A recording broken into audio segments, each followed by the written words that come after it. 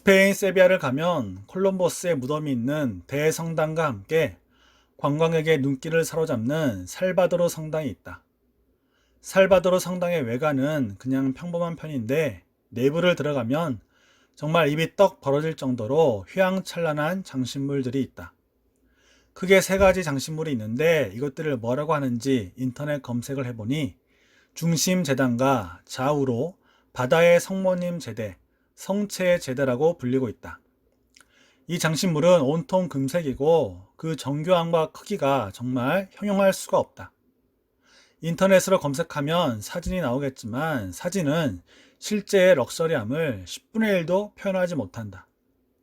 본인은 그래도 유럽의 유명한 성당을 대부분 가봤는데 이 살바도르 성당은 화려함의 끝판왕이라고 할 수 있을 정도다. 그런데 이런 성당의 화려한 장식을 보며 한편으로 드는 생각이 있었다.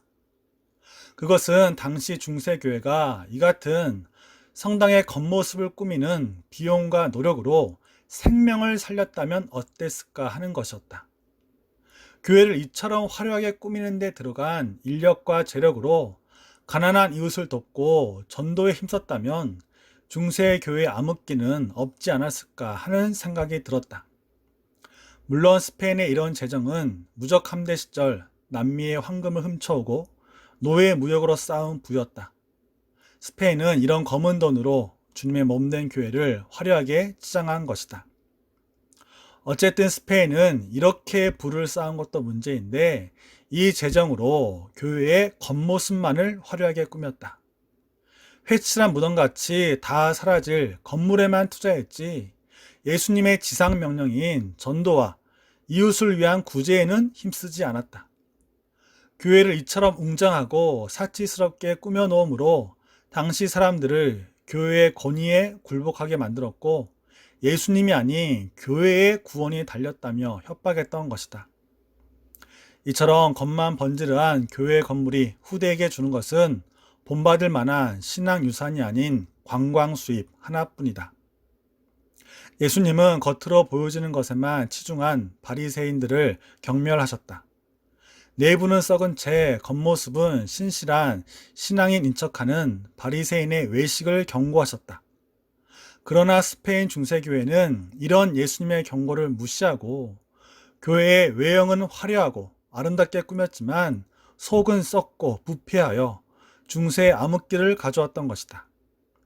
당시 성직자들이 입고 사용했던 옷과 도구들만 봐도 이태리 장인들의 한 땀 한 땀이라는 표현이 떠오를 정도로 화려하고 정교한데 이런 수고와 노력을 생명을 살리는 데 썼다면 얼마나 좋았겠는가. 그렇다면 이런 모습이 중세교회로 끝났는가? 결코 아니다. 한때 한국교회가 열심을 냈던 것은 교회 건축이다. 물론 함께 모여 하나님을 예배할 공간은 필요하다. 그러나 이런 공간을 위해 너무나 많은 힘을 쓴 나머지 신실한 목회자 양성과 성도들의 건강한 신앙은 등한시하고 말았다. 한국교회가 자랑했던 것이 무엇인지 생각해 보라. 교회 건물의 사이즈와 정확하지도 않은 성도 수이다. 중세교회와 똑같이 대리석으로 덮인 교회 건물과 비싼 음향 장비로 무장한 껍데기에 집중했던 것이다. 성도들 개인도 마찬가지다.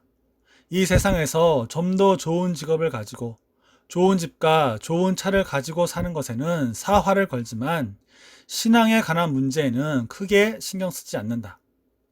만약 우리가 좋은 대학을 가기 위해 힘쓰는 것만큼 말씀을 읽고 기도하고 전도와 구제를 했더라면 이 세상은 벌써 복음화 됐을 것이다. 너무 부정적으로 말한 것 같은데 하고 싶은 말은 이것이다.